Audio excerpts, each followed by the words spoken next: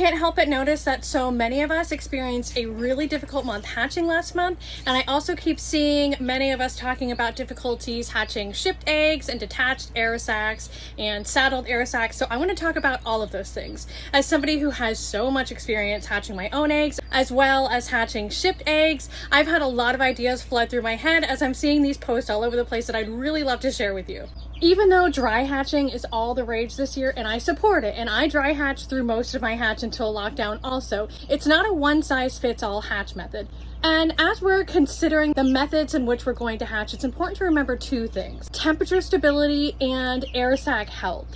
In general, we want to run our incubators at about 99.5 degrees because this is the temperature that will allow our eggs to incubate within 21 days as they need to. And mind you, that is like a scientifically proven number that allows the chicks to develop at the rate that they need to absorb all of their egg yolk and be healthy and fully developed when they hatch. They need to absorb all that egg yolk before they hatch so that they have the strength and nutrients to be able to unzip and push open that eggshell. So when we see really, really sticky chicks at hatch, which is different than shrink wrapped, and this is true if we see chicks hatching a couple days late, chances are that the temperatures were low throughout incubation, chicks didn't develop at the proper rate, they developed too slow, they weren't able to absorb all of the egg yolk, that's why they're sticky, and that's why they're hatching days late. Too low of temperature seems to be more of a problem than too high of a temperature, unless you're cooking your embryos. That's a problem too.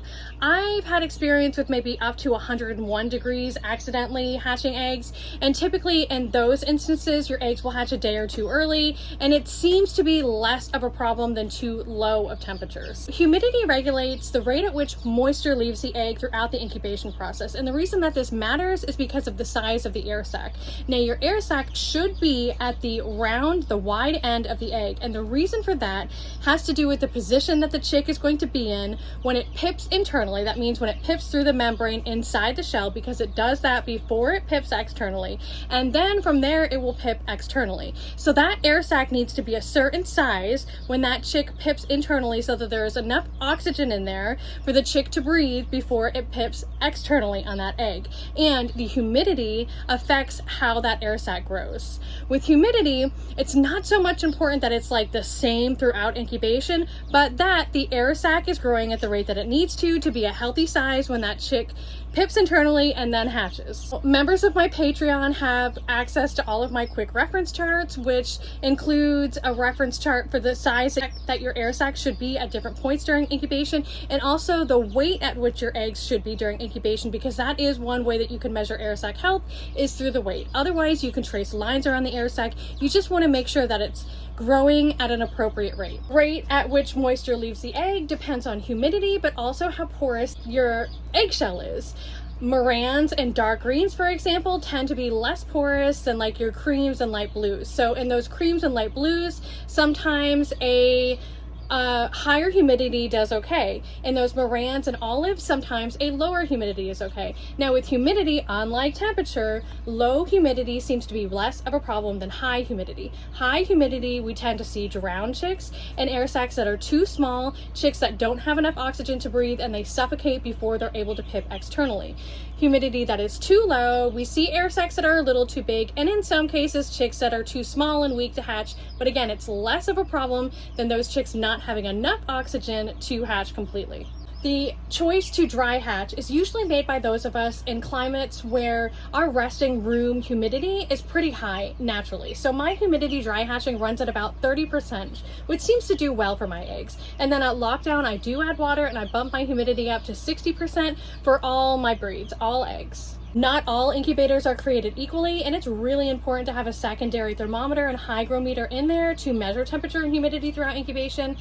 I've had really successful luck with the Gove, and I bought it off Amazon. Now, we all should understand if we're purchasing shipped eggs, whether they're $50 for the dozen or $200 a dozen, that there is absolutely no guarantee that those eggs are going to hatch. Even with the best packaging, sometimes things just go awry during shipping, and it could be how the eggs are handled, it could be the x-ray machines, we just don't know. know. In my experience this year, I have found that wrapping each egg individually, whether it's in bubble wrap, or most recently I've been using polyfill, like stuffing, to wrap each eggs individually in an egg carton and then pad that egg carton inside a big shipping box. This has been my best shipping method on both receiving shipped eggs and shipping shipped eggs this year. This is where I've seen the most viability in shipped eggs. For some reason this year, foam shippers don't seem to be doing really well. They're doing a lot of damage to those air sacs. So the air sac is so important to hatching and to the health of your chick and that egg.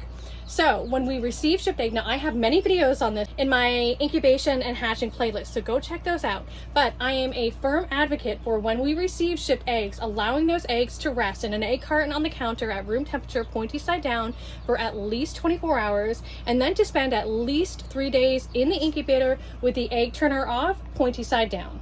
Once we put those eggs in the incubator pointy side down, if we're using like a nurture ray or an incubator where we incubate on the side, I call these little egg bras, and I just put my eggs pointy side down in these egg bras for at least 3 days. You can just use a whole carton if it fits in there too, that's fine. And again, this is another one of those things like humidity where it's not a one size fits all in that 3 days. What we're doing is we're waiting for those air sacs to reattach on the wide end of the egg, and we're checking to see if they're saddled. When they're reattached, you'll see the air sac. When you turn the egg left and right, the air sac doesn't move or jiggle at all. It's securely attached. When you have saddled air sacs, the air sac should be a perfect oval on the wide end of the egg. When you have saddled air sacs, it almost like it's like a W all the way around the egg. The other thing that I found when there is air sac issues like this, especially with saddled air sacs, is sometimes it's helpful to bump up humidity a little higher than you would normally run it to try and prevent those air sacs from getting too big. Because that seems to be one of the problems with saddled air sacs. It's like half the egg is air sac and the chicks don't have enough room to grow and develop inside that egg. But when we bump up humidity, remember the moisture that leaves the egg is going to leave at a slower rate,